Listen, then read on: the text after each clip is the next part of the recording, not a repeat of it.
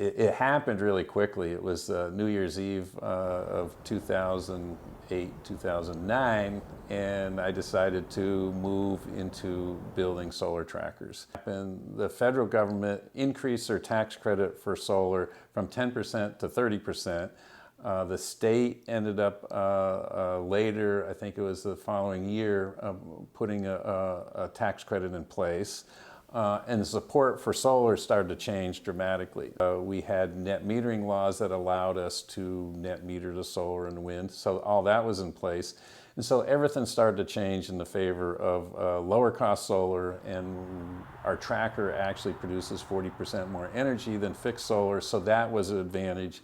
And so, okay, let's give this a shot. We don't hire just on skills.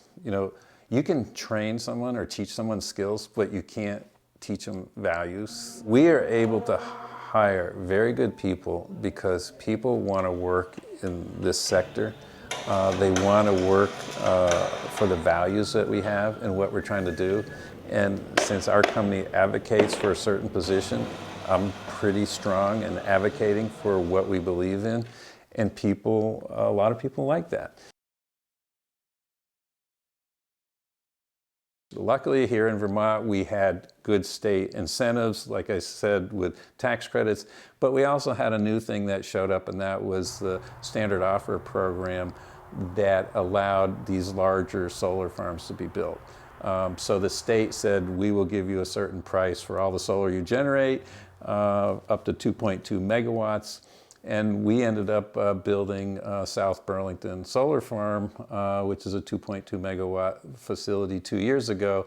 And it came out of that program, and we were ramping up sales and production, so we were able to do that.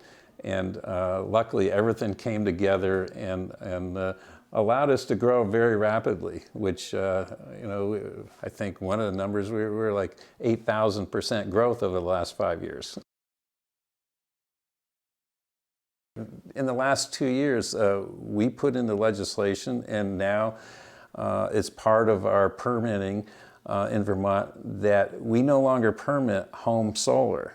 So you can put solar panels on your roof or a tracker in your yard, and it's registering the product instead of permitting.